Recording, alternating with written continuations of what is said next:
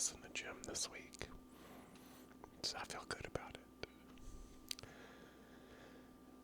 So something that I've kind of been wanting to do for you is I wanted to tell you a little something about myself and then read a portion of that to you. I am very, very heavily into LGBTQ books, specifically the LGBTQ romance books, and something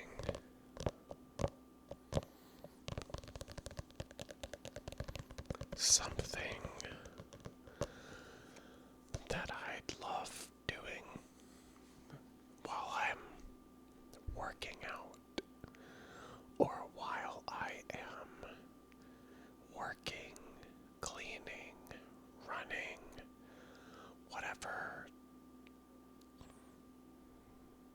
whatever it is.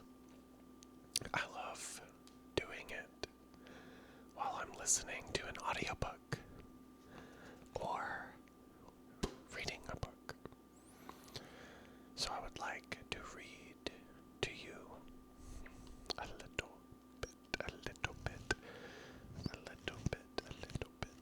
bit for your relaxation in your passage to sleep, if that is what you are doing during this video. Is that okay? I thought it would be, but I feel like I should ask. Maybe not everyone likes gay love, but I think everyone should at least not mind it. At least not mind it. So, I have chosen a book. That one of my best online friends bought me for my birthday and shipped it to my place. This is called Yours to Be Forgotten. Yours to Be Forgotten by Hayden Hall. Disclaimer. Some of the books that I read are also considered smut books. The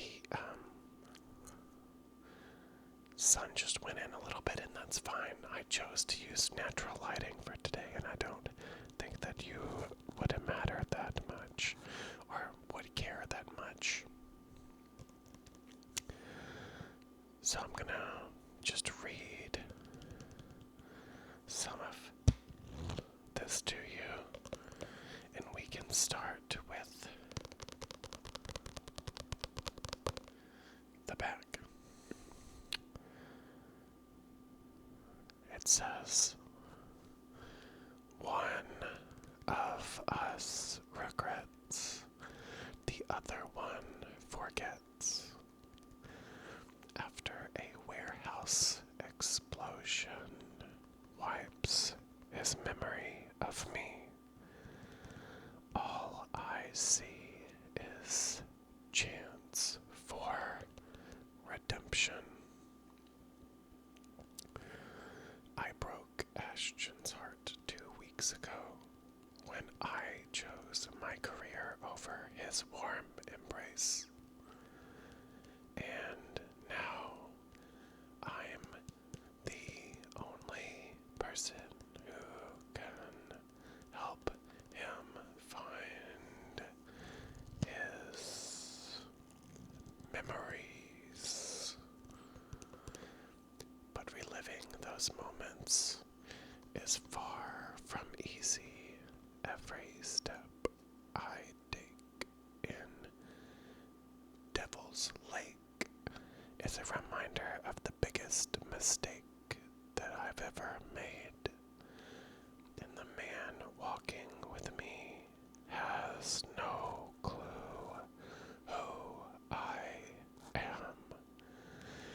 has no clue how much he once loved me. He looks at me with the same wonder and awe like the first time we met, but we're racing down the opposite tracks. If I'm successful, he might just remember me, and when he does, he'll hate me just like I deserve. That description sounds a little dramatic, to be honest with you. But most of the books that I read are, I am going to assume that my dear friend, picked this. He said this is one of his favorite books, but also one of my favorite books. A series of books. It's called Remember Me When and Forget Me Not. I have it tattooed on my arm. It is my favorite, and it has to do with memory loss. So, shall we get started?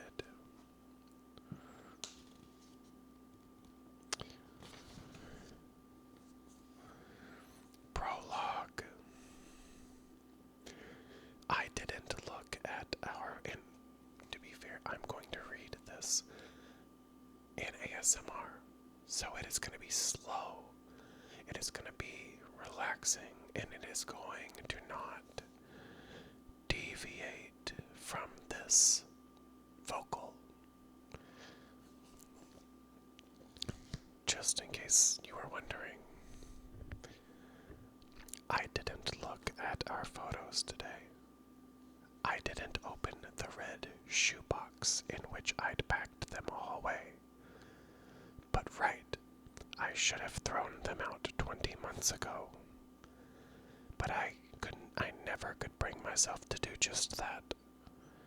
As I left my apartment for the night shift at the station, I threw one last look at the drawer under the TV in the living room. I couldn't see it, obviously, but the box was there. It was there, and stuffed with letters, photos, and trinkets we'd once shared. The fact was, I didn't need to look at the photos. They were burned in my memory. His blonde locks of hair fluttering around his face in the wind on a hiking trail north of Devil's Lake. The sweat that drenched us both when the sun rose high. The slow, teasing way he lifted his t-shirt over his head. I couldn't forget the red marks the backpack had left on his tender skin that day. He had laughed when I told him they were sexy. You think everything's sexy, Ash, he told me and waved me off, but that never stopped me. We'd been sitting on a blanket in the shade of a little copse of trees, and he'd given me a curious look after the silence had lingered for too long. Won't you kiss me now? What are you waiting for? I'm all yours. You just need to take me. So I took him.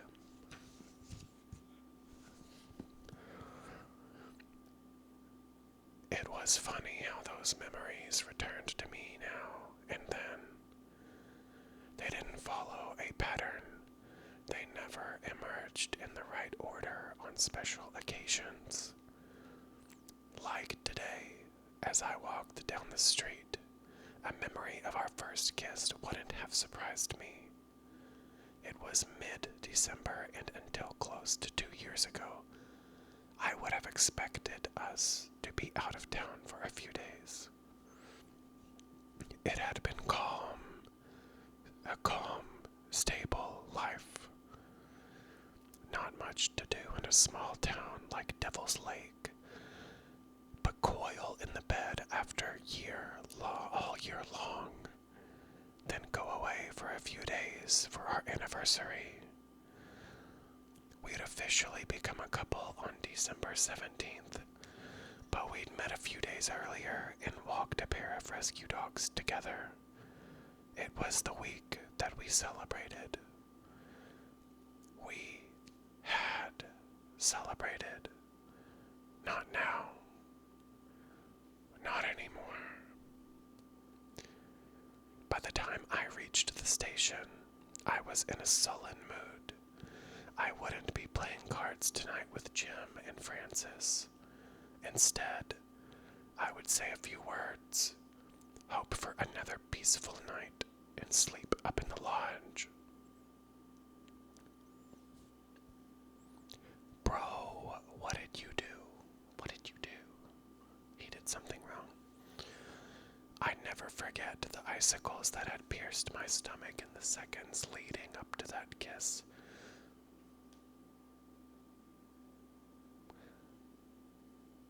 Okay, maybe he didn't do anything wrong. I'm too quick to judge people, apparently. It had taken all my courage, of which I was sure I had plenty until that moment. Too close, the distance, in the snug corner. He danced with me all night. He hadn't let go from me for hours. He kept at least one hand on my body at any moment, and I kissed him for it. I loved him for it. Evening, Mr. Birding, chimed Francis as I walked into the locker room to put half my uniform on. I punched him in the shoulder teasingly and listened to him cackle. He was a few years younger than me and quick to laugh. His teasing would get him in trouble someday, but not with me. I was not the trouble kind of guy.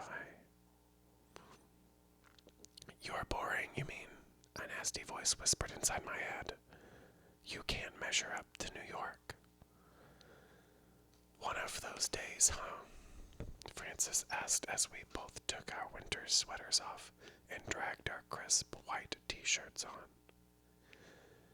My muscles burned after my first workout in weeks. Bro, get back in the gym. December was always the hardest when it came to motivation. Oh, you know it, I said without explaining further. Francis's lips turned into a thin line and he gave me a compass. No, he gave me a compassionate look. If you need to talk, I left out a soft chuckle. I really don't.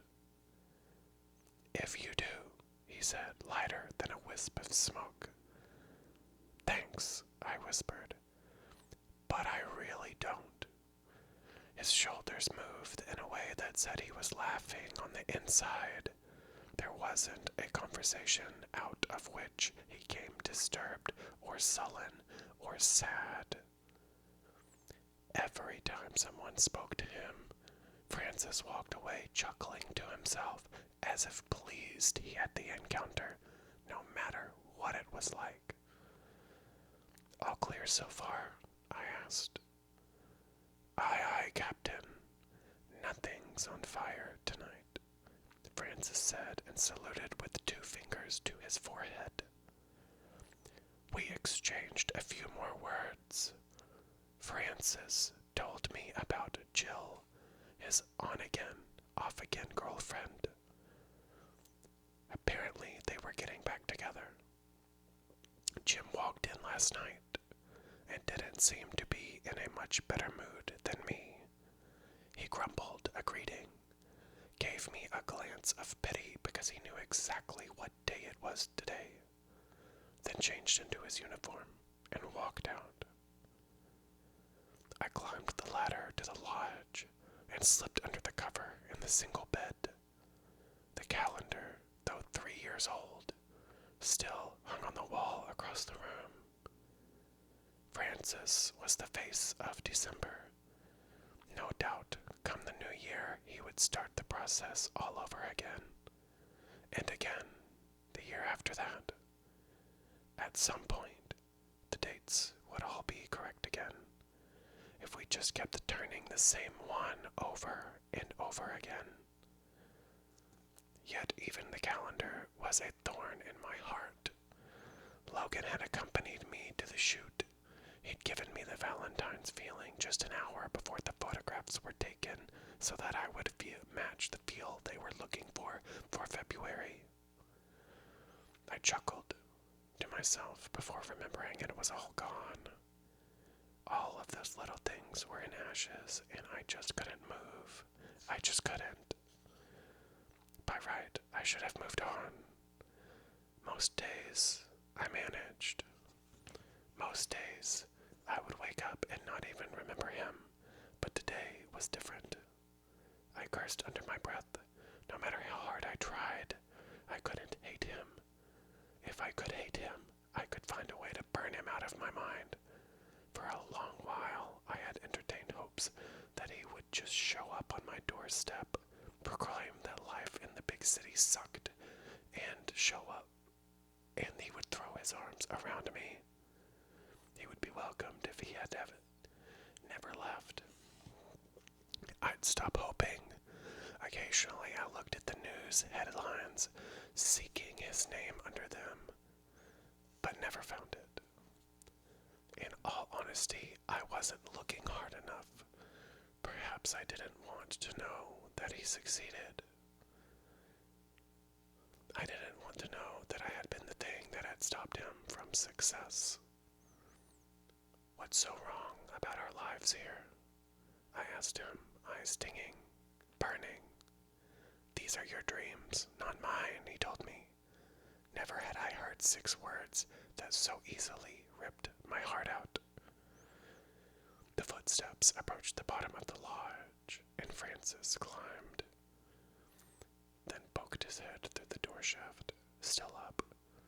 It's only been a minute, I pointed out. He nodded absently and pulled himself up, then sat in the armchair across the room. He shot one entertained glance at Mr. December. Though he was attractive, Francis luckily never attracted me. That would have been hell. This way, I had a friend and wasn't stuck lusting after a straight guy like I had in high school. I just kicked you and I am really sorry. It's okay. His December photo featured him with antlers and Santa's pants, decorated with a broad smile and muscles of steel. Francis from the calendar seemed to observe the entire room. You know what the problem is?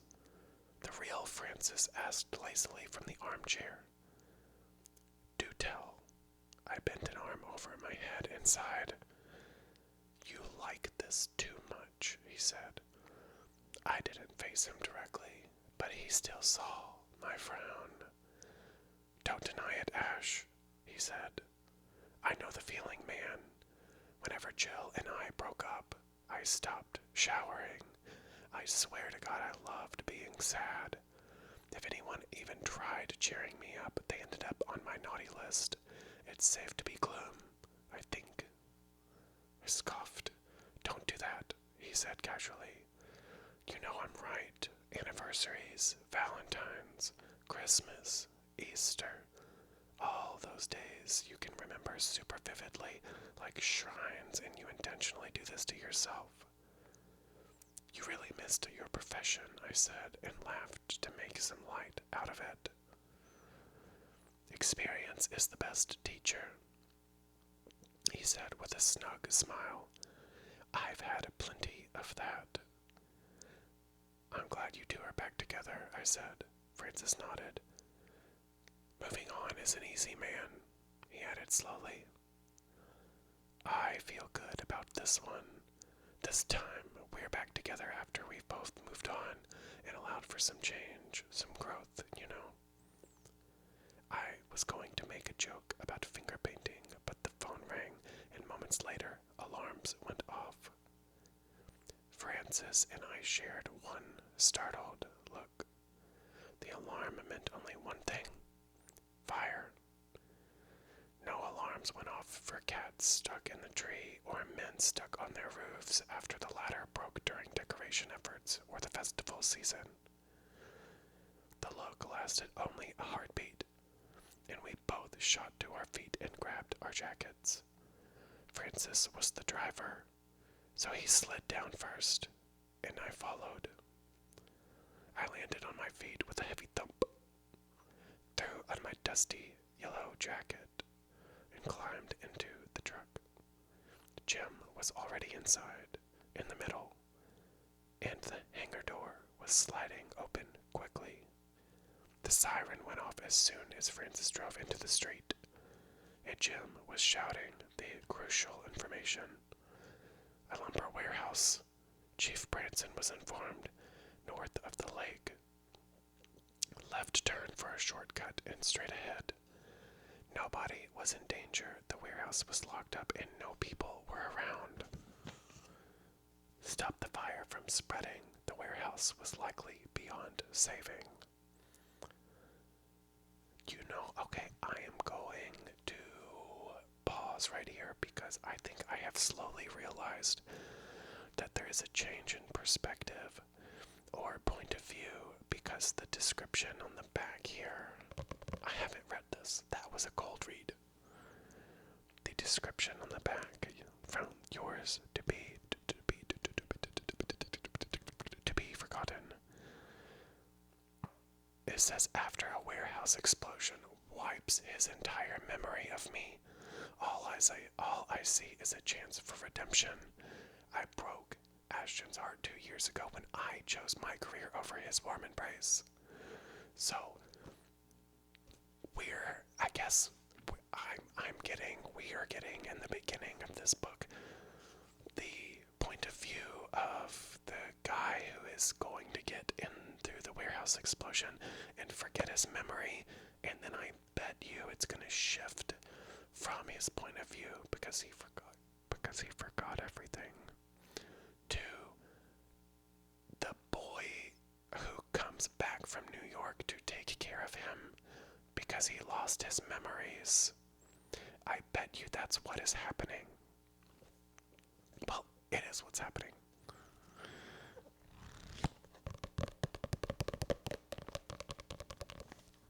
Anyways, that's just a little deep dive into the different types of stories in audio that I like to listen to. And if you liked that, please put a thumbs up on this video and put a comment down below. I might pull up some of my favorite scenes from my favorite books and read them to you, if that is something that you want to listen to while you relax and while you go to sleep.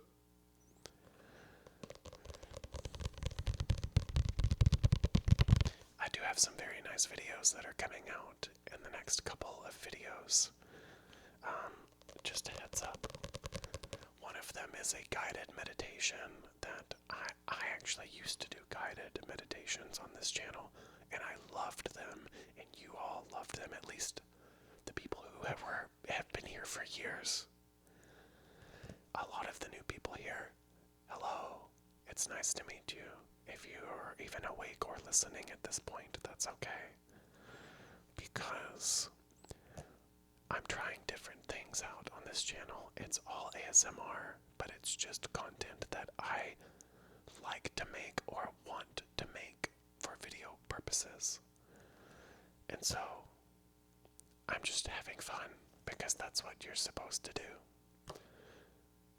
Anyways, I have rambled on too long at the end of this video, but I hope you don't mind, and I will talk to you guys in the next video. Good night, everyone.